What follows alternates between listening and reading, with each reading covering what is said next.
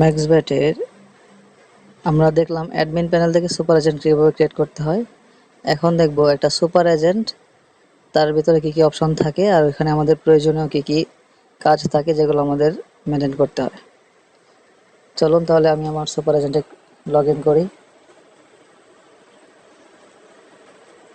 Super এজেন্টের ID password আপনাদের থাকবে, ওগুলো বসিয়ে দিয়ে লগ ইন করে নেবেন। আমি সেভ ছিল, ক্লিক করে লগ ইন করে নিলাম।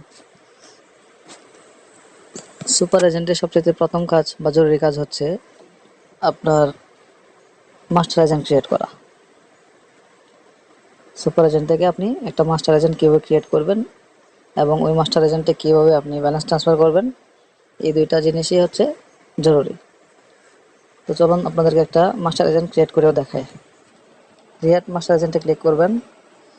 এখানে আমার যারা আগেতে ক্রিয়েট করা ছিল তাদেরটা দেখাচ্ছে, তো আমি ধরেন এই ক্রিয়েটে ক্লিক করলাম। ঠিক একটা আচ্ছা, এখানে নাম দিবেন, নাম দিলাম।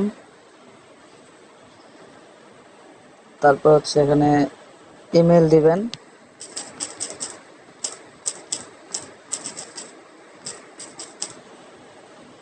এখানে পাসওয়ার্ড দিবেন,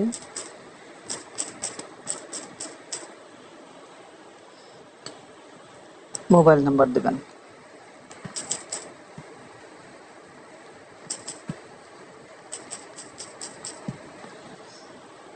তারপর এখান থেকে সাবমিট করে দিবেন। ক্রিয়েট সাকসেসফুল, তার মানে আমার এই যে বাদল নামের যে মাস্টার এজেন্টে ক্রিয়েট করেছি এটা ক্রিয়েট হয়ে গেছে। আচ্ছা, তো মাস্টার এজেন্ট ক্রিয়েট হয়ে গেলে আমার এখন দরকার হচ্ছে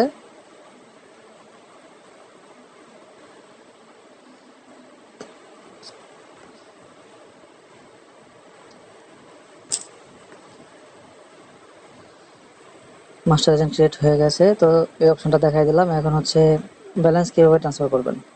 তো ব্যালেন্স ট্রান্সফার করতে গেলে আবার সে আগের মতোই ব্যাঙ্কিংয়ে ক্লিক করবেন। এখানে এজেন্ট আইডি দিবেন, আপনার মাস্টার এজেন্টের যে আইডি আছে। ধরেন আমার এই মাস্টার এজেন্ট হচ্ছে, এটা একটা মাস্টার এজেন্ট, এটার আইডি দিলাম। এখানে অ্যামাউন্ট দিবেন যত দেওয়ার ইচ্ছা। আর এখানে হচ্ছে পাসওয়ার্ড, সিকিউরিটি পিনের জায়গায় হচ্ছে আপনার সুপার এজেন্টের যে পাসওয়ার্ডটা আছে সেটা হচ্ছে আপনার সিকিউরিটি পিন। এটা দেওয়ার পর আপনি ট্রান্সফার ক্লিক করলেই ব্যালেন্সটা চলে যাবে। তো আমার এই মুহূর্তের ব্যালেন্সটা ট্রান্সফার করার প্রয়োজন নেই, তাই এটা করে দেখাচ্ছি না। জাস্ট এইভাবে বসিয়ে আপনি ট্রান্সফার ক্লিক করলেই কিন্তু ট্রান্সফারটা হয়ে যাবে। আচ্ছা, আর কি অপশন আছে দেখি। এখানেও আর তেমন কোনো জরুরি অপশন নেই, এই দুইটা অপশনই সবচেয়ে জরুরি ছিল। আশা করি বুঝতে পেরেছেন। এরপর আশা করি এই বিষয়টাতে কোনো প্রশ্ন থাকার কথা না।